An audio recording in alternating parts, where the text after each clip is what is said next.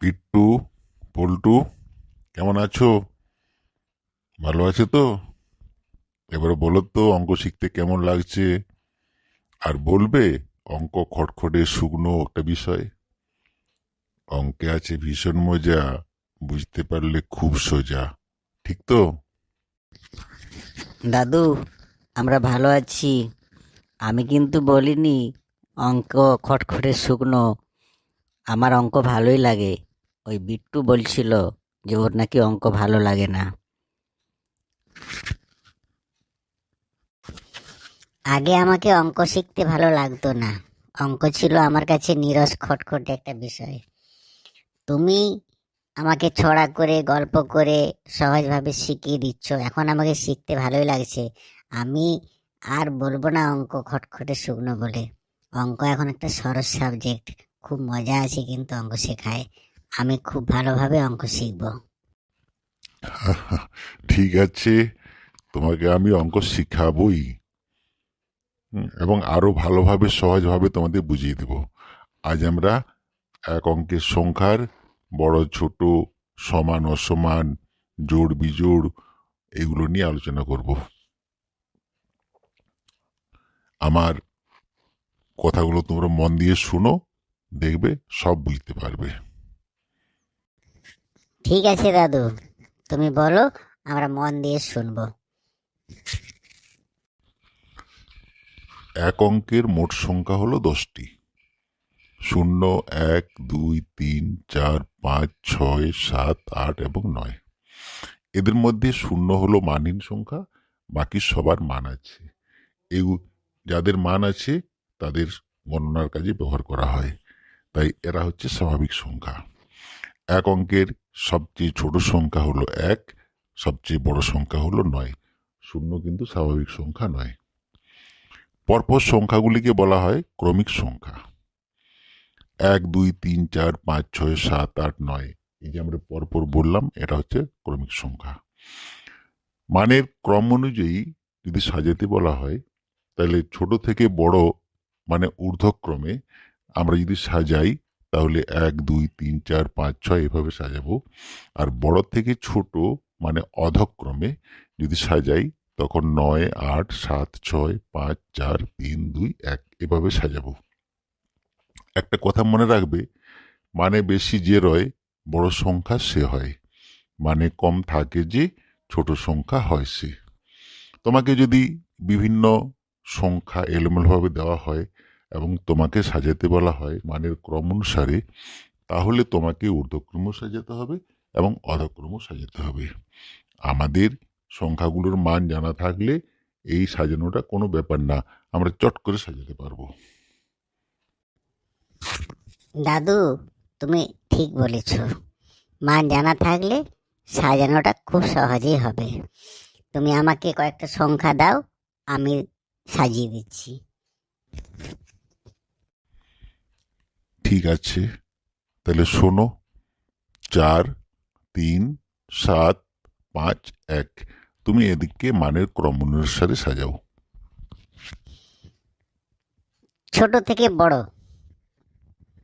প্রথমে 1, তারপরে 3, তারপরে 4, তারপরে 5, তারপরে হবে 7।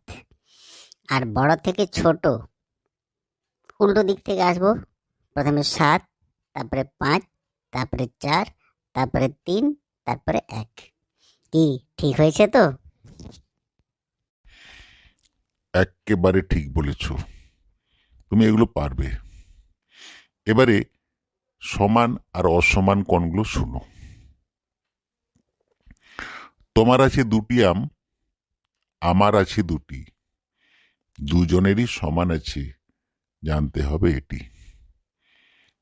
থাকে যদি কম বেশি, তখন সমান নয়, সম সংখ্যায় থাকলে পরে তবেই সমান হয়। দুটি সংখ্যা দুরকম হলে সমান হয় না। দুটি সংখ্যা যদি একই হয়, মানে একই সংখ্যা হয়, তাহলে আমরা বলবো তারা সমান। কি বোঝা গেল? হ্যাঁ দাদু, বুঝতে পেরেছি। 2-এর সমান 2, 5-এর সমান 5, 4-এর সমান 4। কি ঠিক তো? 4 5 সমান নয়, কারণ 4 আলাদা 5 আলাদা। তেমনি 6 8 এরাও সমান নয়, 6 9 সমান নয়। 5-এর সাথে 5 যদি থাকে 5 আর 5 সমান হয়, 9 আর 9 সমান হয়। ঠিক তো? হ্যাঁ, একেবারে ঠিক বলেছ। সমমানের সংখ্যা হবে সমান, অসমমানের সংখ্যা অসমান, মানে সমান নয়। এবার আমরা আসবো আগের পরের সংখ্যা। আমি আগের সংখ্যা পরের সংখ্যা বলতে পারবো। 4-এর আগে 3, 6-এর পরে 7, 9-এর আগে 8, 7-এর পরে 8। ঠিক বলেছ। মনে রাখবে, আগের সংখ্যা ছোট হয়, পরের সংখ্যা বড় হয়। আগের সংখ্যা 1 কম আর পরের সংখ্যাটা 1 বেশি। দাদু, সমান অসমান হলো দুটি সংখ্যার মানের তুলনা। মান যদি সমান হয় আমরা তাদেরকে সমান বলবো, মান যদি কম বেশি হয় আমরা অসমান বলবো। তাই এগুলি পারতে হলে আমাদের মান জানতেই হবে। আমি ঠিক বললাম? তুমি ঠিক বলেছ, মান জানলেই হবে। মান আমরা যদি জানি, আমরা এগুলো সব বলতে পারবো। এবারে আমরা তোমাদের জোড় বিজোড় নিয়ে বলি। 2, 2-এর মান হলো 2টি। 2টি জিনিস আমরা সমান দুভাগ করতে পারি একটি একটি করে। আবার 4টি জিনিস আমরা সমান দুভাগ করতে পারি 2টি 2টি করে। কিন্তু 3টি জিনিস আমরা সমান দুভাগ করতে পারবো না। একটা একটা করে যদি দিই তাহলে একটা বাড়তি থেকে যায়, তখন সেটাকে কাটতে হয়। কিন্তু না কেটে সমান দুভাগ করতে হবে। যাদের মানগুলোকে সমান দুভাগ করা যাবে না কেটে, তারা হচ্ছে জোড় সংখ্যা। আর যাদের মানগুলোকে সমান দুভাগ করা যাবে না তাদের বলা হয় বিজোড় সংখ্যা। সমান দুভাগ হবে যে, জোড় সংখ্যা হবে সে, সমান দুভাগ হবে না, জোড় সংখ্যা বলবো না। কি বুঝতে পারা গেল? হ্যাঁ দাদু, বুঝতে পারলাম। জোড় সংখ্যা মানে জোড়া সংখ্যা, যাদের মানটা সমান দুভাগ হবে। আর বিজোড় সংখ্যা হলো যাদের মান সমান দুভাগ হবে না। ঠিক তো? তুমি ঠিক বলেছ।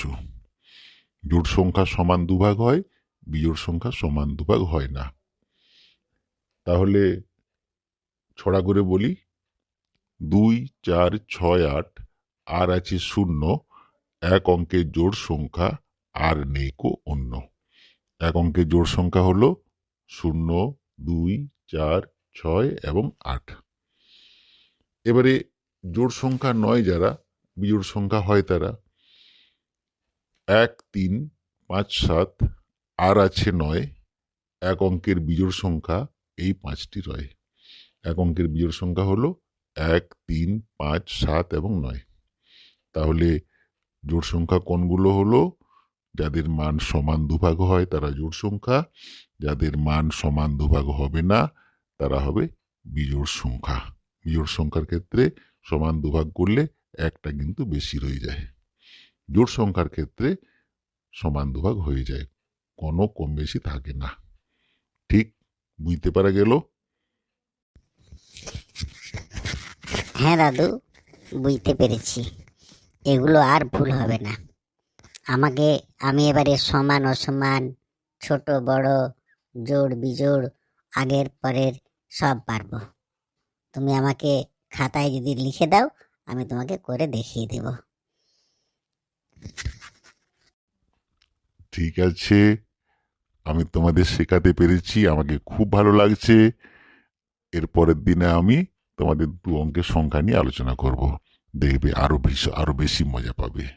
কি ঠিক তো? কি ছোট্ট বন্ধুরা, কেমন লাগলো?